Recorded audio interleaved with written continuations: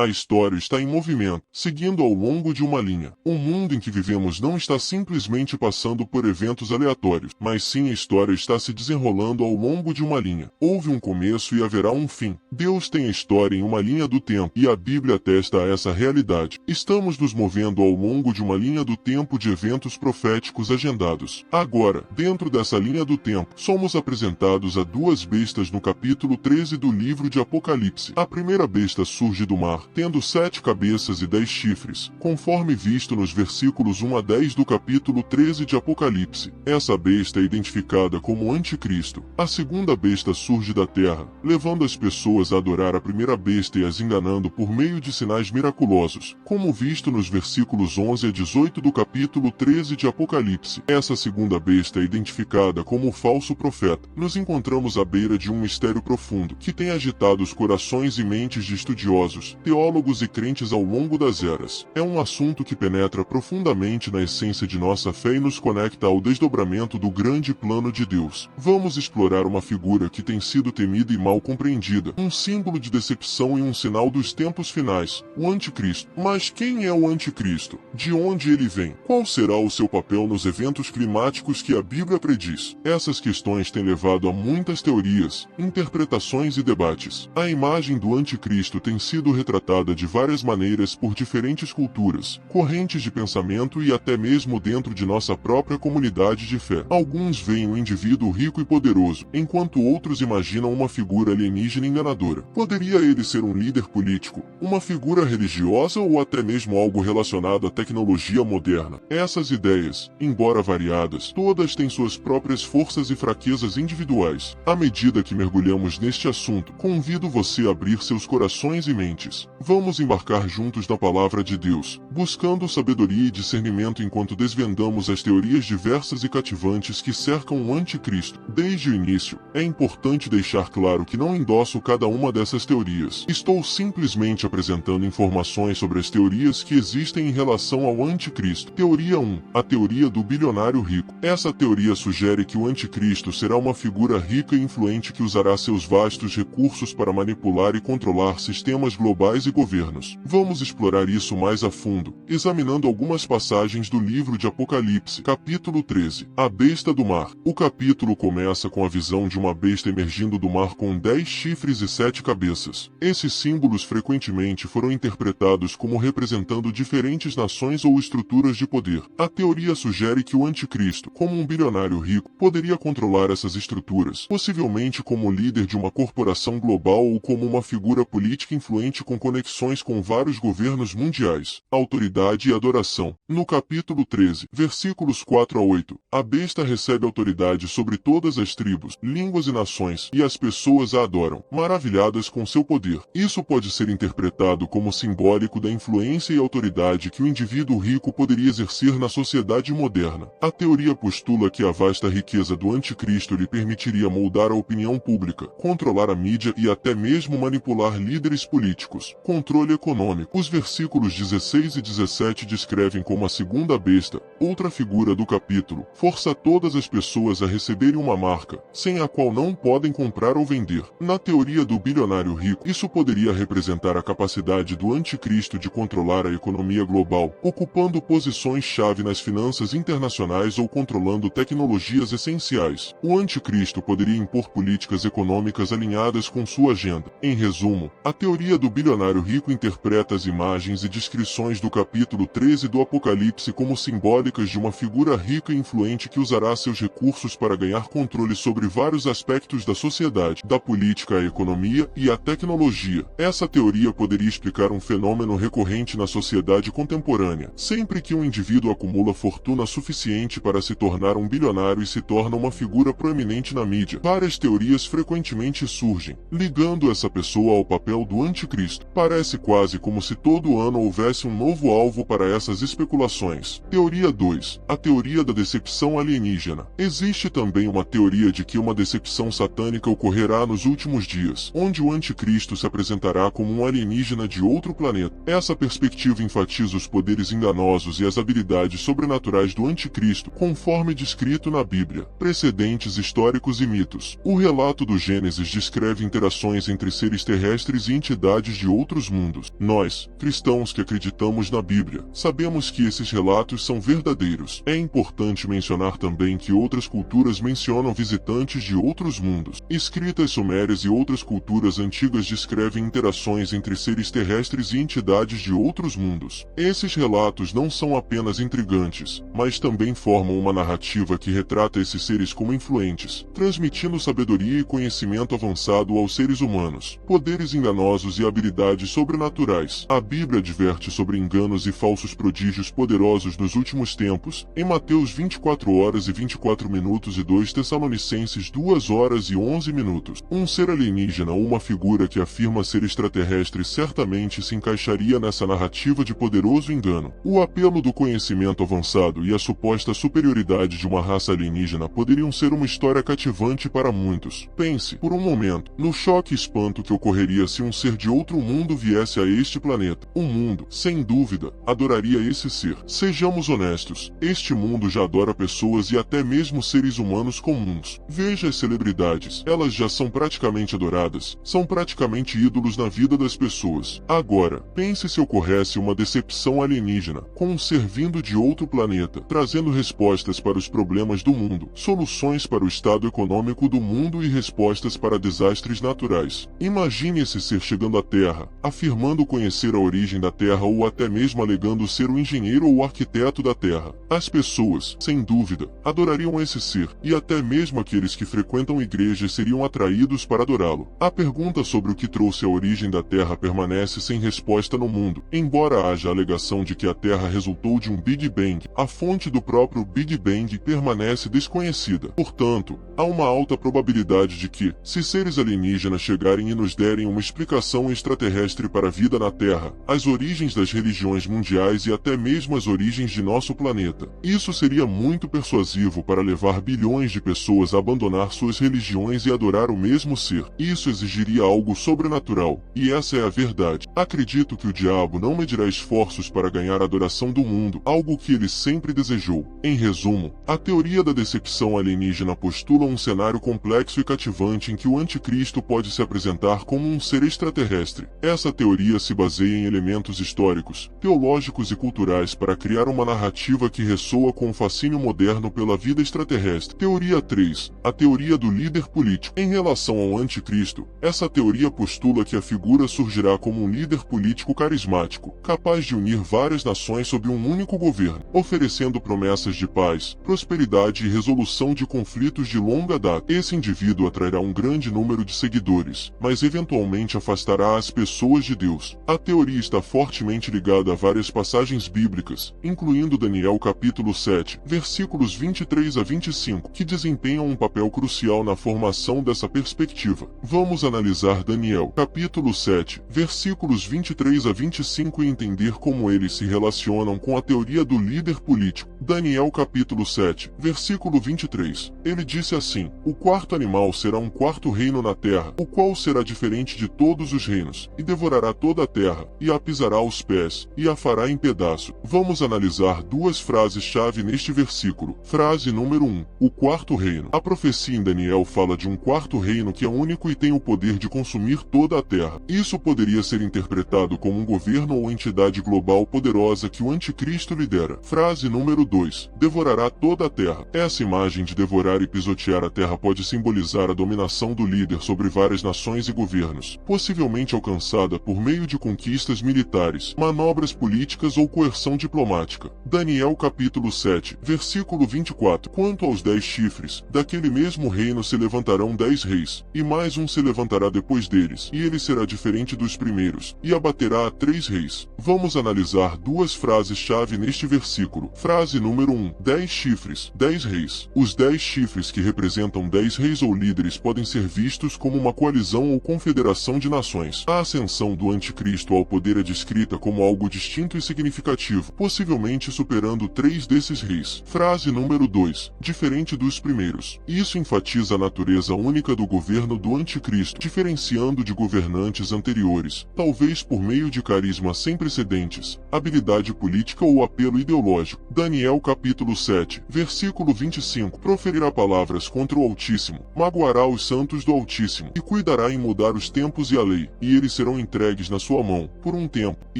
e metade de um tempo. Vamos analisar duas frases-chave neste versículo. Frase número 1. Proferirá palavras contra o Altíssimo. A posição blasfema do anticristo contra Deus está alinhada com a teoria de que esse líder tentará desviar a adoração e a lealdade de Deus para si mesmo ou seu governo. Frase número 2. Cuidará em mudar os tempos e a lei. Isso pode indicar os esforços do anticristo para remodelar os quadros legais e morais da sociedade, alinhando-os com seus próprios valores e objetivos, em vez dos mandamentos de Deus. Em resumo, Daniel capítulo 7, versículos 23 a 25, pinta um quadro vívido de um governante único e poderoso que emerge nos últimos dias, com a capacidade de unir nações e exercer grande influência sobre a política, as leis e a adoração. Essa teoria do líder político se baseia nessas passagens e em outras para construir sua perspectiva sobre o papel do anticristo, e outro se levantará após eles. Ele será diferente dos anteriores e derrubará 3 reis. Vamos analisar duas frases-chave neste versículo. Frase número 1. 10 chifres, 10 reis. Os 10 chifres, que representam 10 reis ou líderes, podem ser vistos como uma coalizão ou confederação de nações. A ascensão do anticristo ao poder é descrita como algo distinto e significativo, possivelmente superando 3 desses reis. Frase número 2. Diferente dos anteriores. Isso enfatiza a natureza única do governo do anticristo, diferenciando de governantes anteriores, talvez por meio de carisma sem precedentes, habilidade política ou apelo ideológico. Daniel capítulo 7, versículo 25. Proferirá palavras contra o Altíssimo e afligirá os santos do Altíssimo. Cuidará em mudar os tempos e a lei, e eles serão entregues na sua mão por um tempo, tempos e metade de um tempo. Vamos analisar duas frases-chave neste versículo. Frase número 1. Proferirá palavras contra o Altíssimo. A postura blasfema do anticristo contra Deus está alinhada com a teoria de que esse líder tentará desviar a adoração e a lealdade de Deus para si mesmo ou para seu governo. Frase número 2. Afligirá os santos. A opressão do anticristo sobre os fiéis reflete uma agenda mais ampla de suprimir ou marginalizar a fé religiosa, especialmente aquela que adere a princípios bíblicos. Frase número 3. Mudar os tempos e a lei. Isso pode indicar os esforços do anticristo para remodelar os quadros legais e morais da sociedade, alinhando-os com seus próprios valores e objetivos, em vez dos mandamentos de Deus. Em resumo, Daniel capítulo 7, versículos 23 a 25, pinta um quadro vívido de um governante único e poderoso que se eleva acima dos outros, manipula leis, se opõe a Deus e busca domínio global. Esses aspectos estão em consonância com a teoria do líder político do anticristo, que o vê como uma figura carismática que unifica o mundo sob um único governo, ao mesmo tempo em que afasta as pessoas da verdadeira fé. A teoria do líder político do anticristo tem fomentado um padrão recorrente no discurso moderno. Isso pode explicar por que, sempre que um indivíduo se torna um líder político importante e atrai a atenção significativa do público, vários teóricos surgem postulando que esse líder ou aquele líder pode ser o anticristo. É quase como se, a cada ano, com a ascensão de uma nova figura política, as conjecturas fossem renovadas e reorientadas. Cada vez que um novo presidente ou líder político assume o cargo, há um influxo de pessoas apresentando razões pelas quais aquela figura em particular poderia ser o anticristo. De uma forma ou de outra, o anticristo se tornará um líder político para governar o mundo. Agora, vou apresentar algumas outras teorias sobre o anticristo. No entanto, não entrarei em detalhes como fiz para as 3 primeiras teorias. Teoria número 4. A teoria do líder religioso. Outra teoria postula que o anticristo será um líder religioso que criará uma religião mundial usando milagres e sinais enganosos. Essa visão enfatiza o engano espiritual descrito em 2 Tessalonicenses, capítulo 2, versículos 3 a 4. Teoria número 5. A teoria do Império Romano reconstruído. Alguns intérpretes da profecia bíblica argumentam que o anticristo surgirá de um Império Romano revivido ou reconstruído, muitas vezes associando isso à União Europeia ou outras entidades ocidentais. Essa teoria está frequentemente ligada à interpretação das bestas em Daniel capítulo 7 e Apocalipse capítulo 13. Teoria número 6. A teoria do líder da igreja apóstata. Alguns acreditam que o anticristo pode surgir de dentro da igreja cristã, representando uma forma apóstata de cristianismo que nega doutrinas essenciais. Essa visão se baseia em passagens que falam de apostásia nos últimos tempos, como em 1 Timóteo capítulo 4, versículos 1 e 2. Teoria número 7. A teoria da tecnologia e da inteligência artificial. Com o crescimento da tecnologia e da inteligência artificial, algumas teorias contemporâneas propõem que o anticristo possa estar relacionado com ou até mesmo encarnado em um sistema de inteligência artificial. Essa teoria enfoca os aspectos aspectos enganosos e controladores do anticristo, conforme descrito no Apocalipse. Agora que analisamos as diferentes teorias sobre a identidade do anticristo, é importante observar que, embora o próprio anticristo ainda não tenha surgido no cenário mundial, seu espírito está sem dúvida presente, trabalhando para preparar o caminho para sua eventual chegada. É crucial estarmos vigilantes e discernindo, compreendendo os sinais e guardando nossos corações contra sua influência. A Bíblia nos adverte sobre o anticristo em João capítulo 4, versículo 3, que diz: todo espírito que não confessa a Jesus não é de Deus, mas este é o espírito do anticristo, o qual já ouvistes que há de vir, e eis que já está no mundo. Ao observarmos o mundo ao nosso redor hoje, fica evidente que estamos realmente caminhando em uma direção específica e há sinais de que o espírito do anticristo está se tornando mais audacioso. É crucial para nós, como crentes, reconhecer esses sinais e responder com discernimento e fidelidade à palavra de Deus. Um dos indicadores proeminentes da crescente influência do espírito do anticristo é a prevalência crescente do secularismo e a rejeição dos princípios morais de Deus. Testemunhamos uma cultura crescente de individualismo e busca pela gratificação pessoal, onde as pessoas priorizam seus desejos acima de tudo, muitas vezes ignorando o bem-estar dos outros. Essa mentalidade egocêntrica está em contraste direto com o altruísmo e o amor ensinados por Cristo. O espírito do anticristo próspera em um mundo que coloca os desejos humanos acima do plano divino de Deus, afastando as pessoas do caminho da retidão. O espírito do anticristo está presente hoje e está atuando em nosso mundo. O apóstolo João falou do anticristo e de muitos precursores, indicando que o anticristo final será precedido por outros que preparam o caminho, todos energizados pelo mesmo espírito. Assim como os crentes podem ser cheios do Espírito Santo, as pessoas podem ser influenciadas pelo espírito do anticristo. A sociedade está se afastando do Senhor Jesus Cristo e abraçando sentimentos anticristãos. Essa mudança é evidente no aumento da impiedade mencionado em 2 Tessalonicenses capítulo 2, versículo 7, uma tendência que se torna mais pronunciada com o tempo. Meu avô recordava encontrar bíblias em salas de aula na América e em quartos de hotel no Reino Unido durante sua época. A influência do espírito do anticristo está crescendo. As bíblias estão desaparecendo de espaços públicos. O temor a Deus está declinando globalmente, à medida que o espírito do anticristo prepara o caminho para o homem do pecado. As pessoas podem pensar que o anticristo deve transformar o mundo, mas na verdade, quando ele chegar, o mundo já estará pronto e preparado para ele. O espírito do anticristo está presente hoje e está trabalhando em nosso mundo. Há um declínio geral no temor a Deus em todo o mundo e a razão é simples. O espírito do anticristo está preparando o caminho para a chegada do homem do pecado. As pessoas têm essa estranha percepção de que, quando o anticristo chegar, ele terá que remodelar o mundo e fazer uma mudança significativa na forma como o mundo opera. Mas não é isso que acontecerá. Quando o anticristo chegar ao cenário mundial e assumir o centro das atenções na sociedade, o mundo estará pronto e preparado para ele. Basta olhar para a tendência geral da sociedade. Não é preciso ser teólogo para ver que estes são os últimos dias dos quais Jesus falou.